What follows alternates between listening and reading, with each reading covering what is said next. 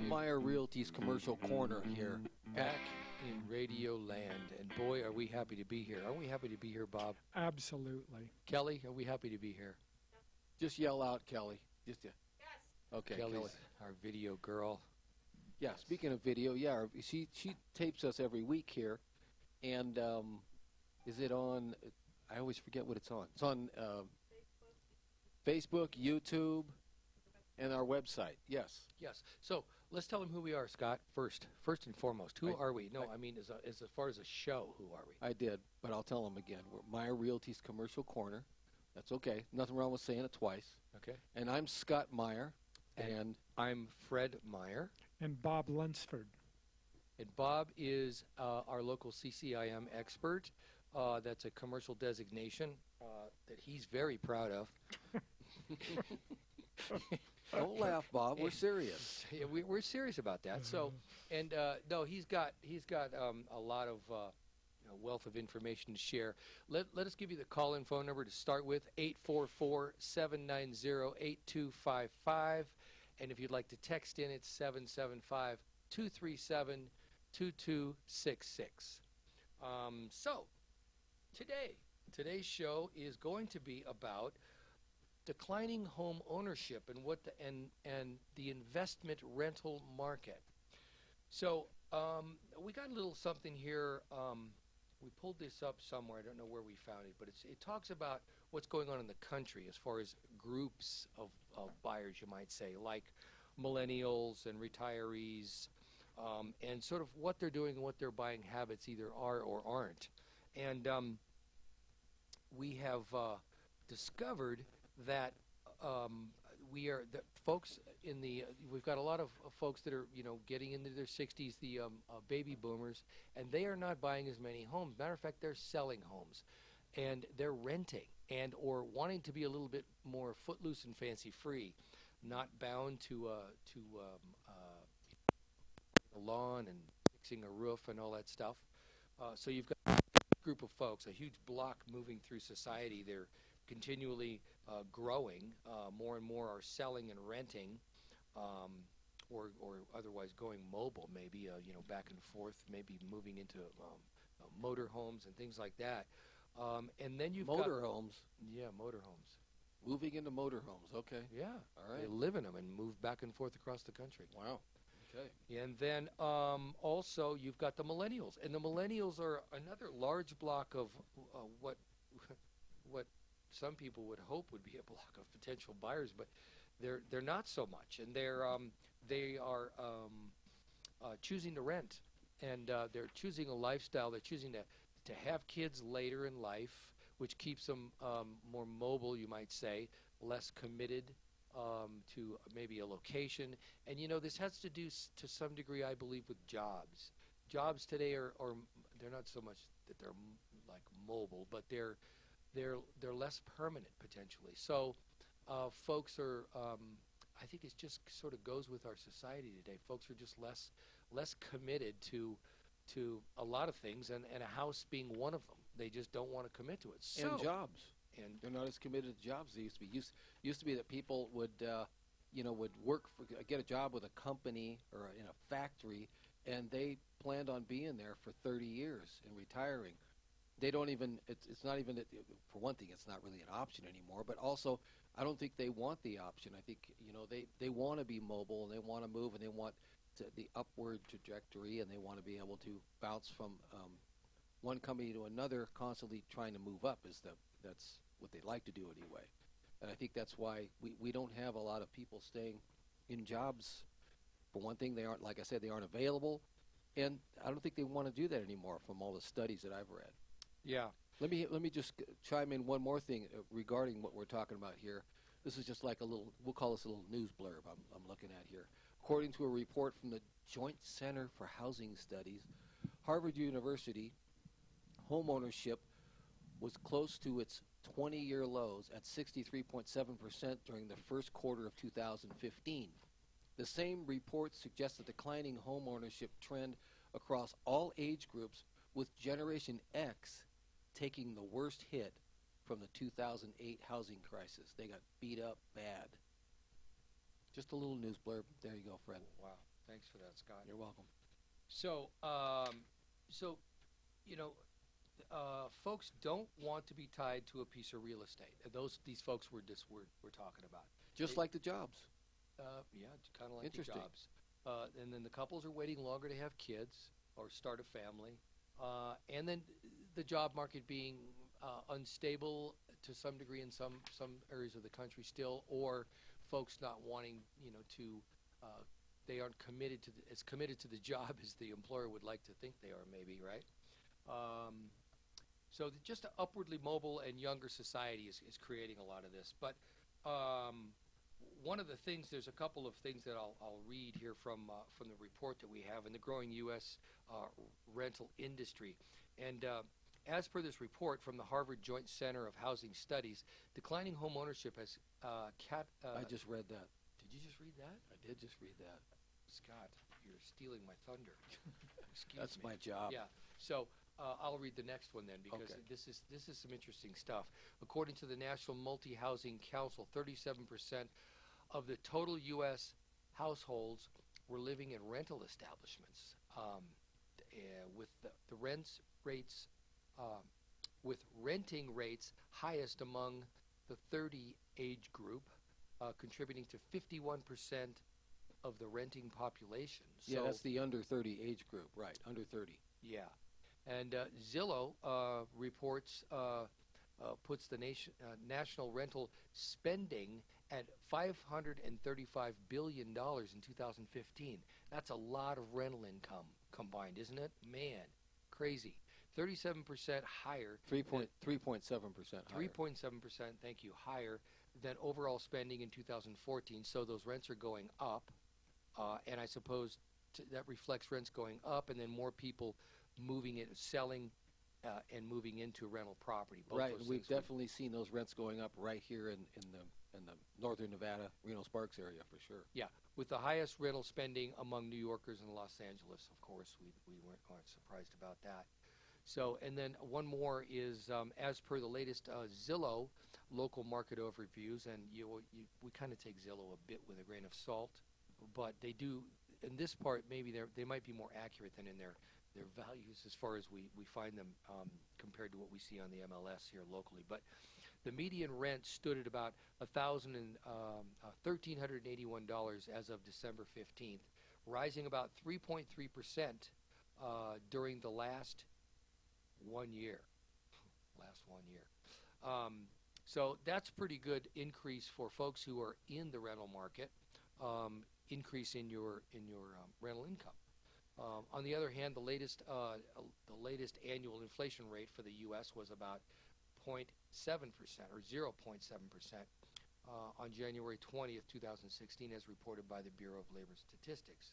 So all this, what we're getting around to here is the buying rental property, getting into the rental game, and why you want to look at this as an investment strategy, and where this market's going.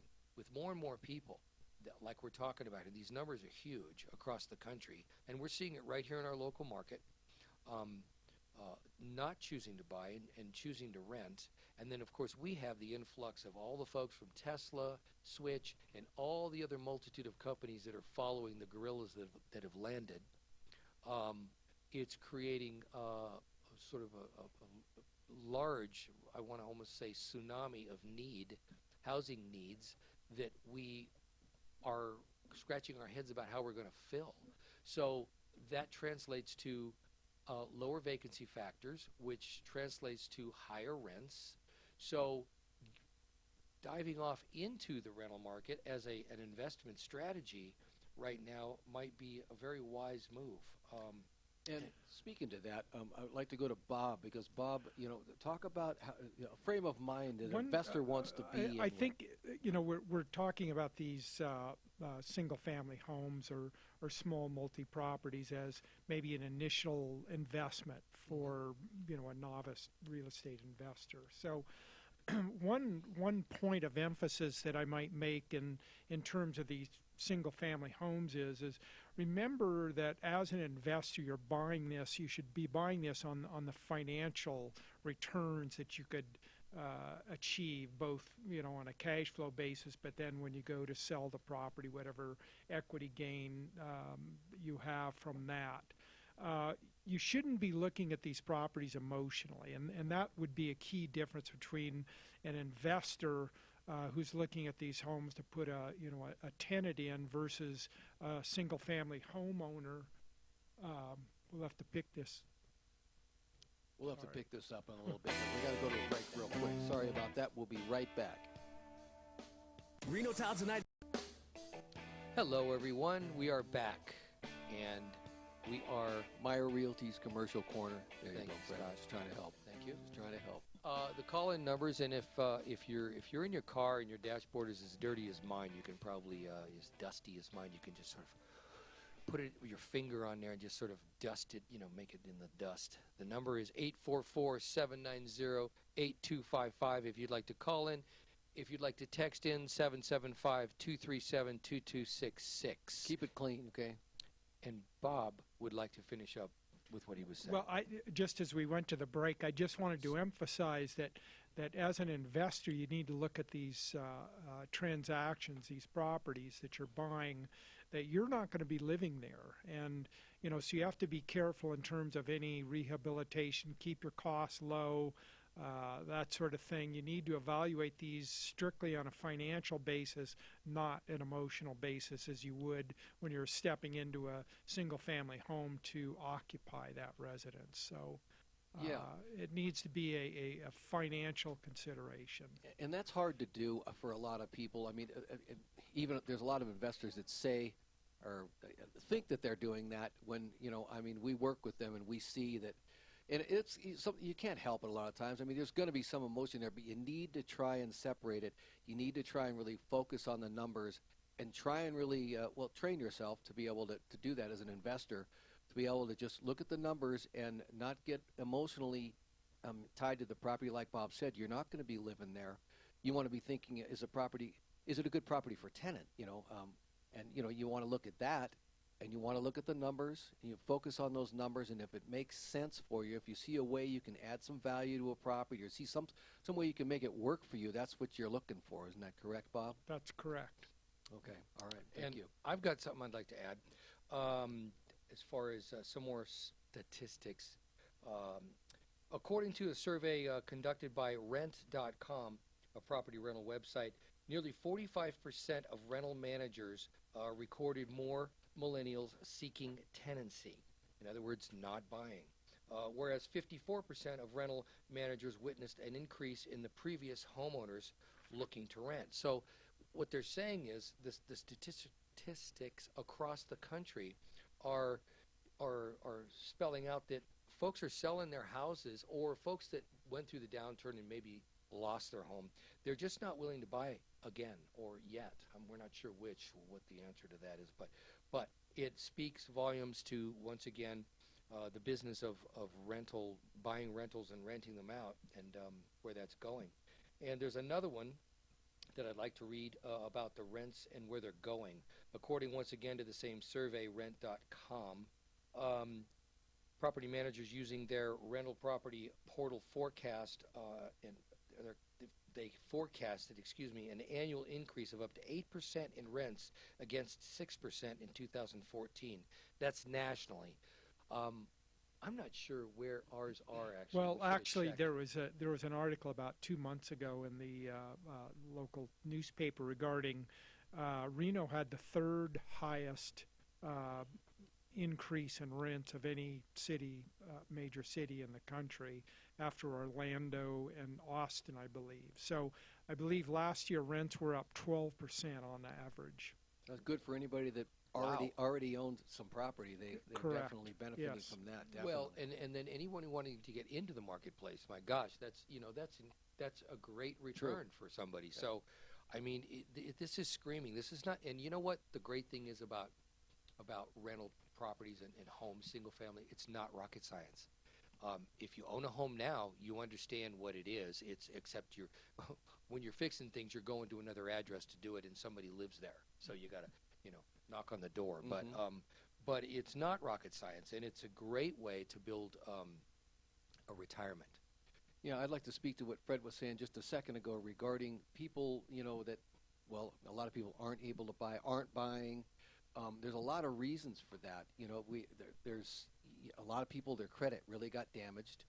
And at the same time, they tightened credit and made it tougher to get loans. So you think about it, you had a lot of people out there with damaged credit, and then at the same time, they're making it, the credit scores that were required. They've loosened them up a little bit, but for a long time, credit scores that were required were to get the same type of loan that you could get several years prior are a lot tougher. So credit scores have been damaged.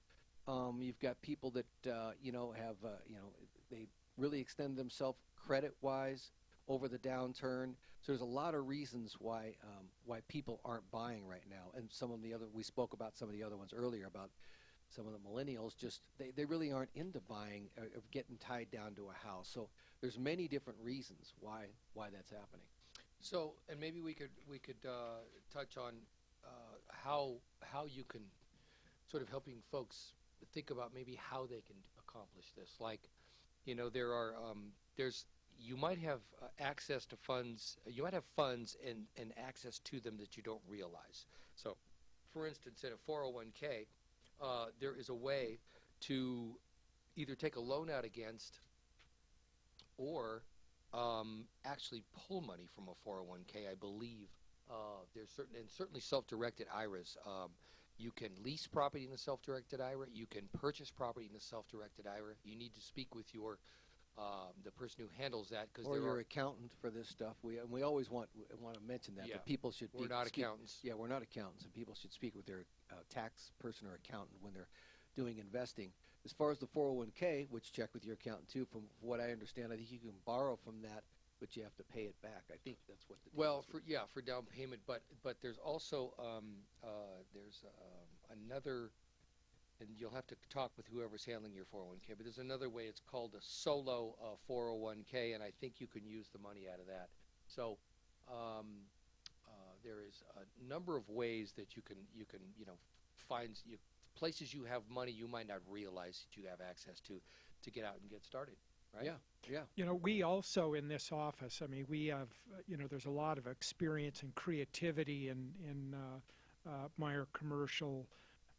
In some cases you can use personal property for a down payment. That's true. You can use, a bow to note our old broker used to say, a bow to note a goat. Right. So, there's ways that you can step into these properties creatively that are sort of, involving thinking outside the box. Yeah, you're talking about back in our Remcor days, and Maggie Bird, the old broker, and she was she taught us a lot of this creative, at least was the impetus. She was the foundation for the creative real estate that we do now. She was definitely the foundation for that. She was a great teacher, and she back in the day, there was nothing you couldn't use for a down payment. It seemed like anyway. We saw some strange things, including barter cash. Yep. We did deals in that office, and what was that barter company? It was a barter company. Heck, I wonder if you could use bitcoins now. You probably could. Probably could. Well, you know what? It used to be, I don't know with the new Dodd-Frank stuff, but used to be whatever the seller would accept as a down payment, for the most part, the lenders would recognize. Mm-hmm.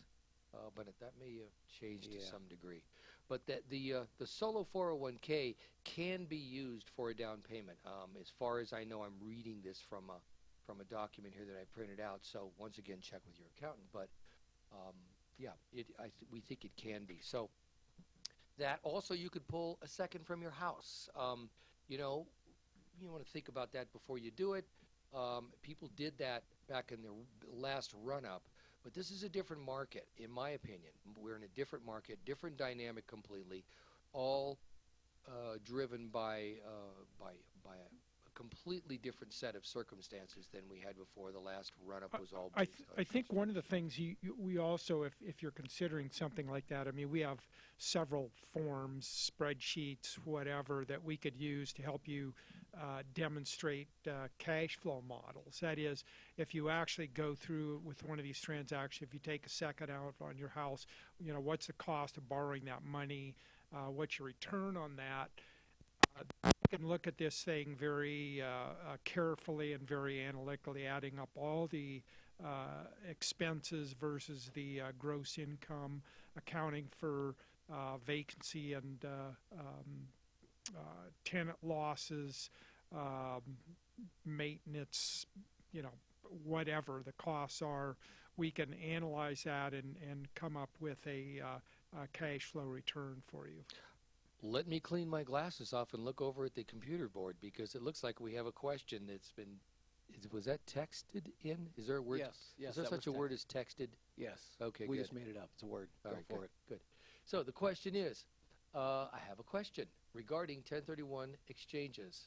I have 4 units and want to know, can I 1031 into vacant land? Let me give you the short answer. No. But there's no, then there's a but. And the but is, if you are going to do construction, you can, but it has to be done within the time frames. You have 45 days, the way 1031 tax deferred exchange law reads, you have 45 days to identify a replacement property from the day you close on the property, your relinquished property or your sale side. And you have a total, including that 45 days, of 180 days to facilitate or accomplish or close, we'll say, on the buy side. So if you can, and there's ways, we know how to do this, and we can certainly help you with that. There's ways to extend that, but are we done? We're getting close to being done. Why don't you give them your cell number, My Fred? cell They number can is call you. 775-745-2918. Give me a call, and I can help you off the air with that question. Yeah, Craig, you can call Fred, 745-2918. You can call him. Are we out? Are we on? We are out. Thank you very much. This is Myer Realty's Commercial Corner. We appreciate All right, everybody in the car.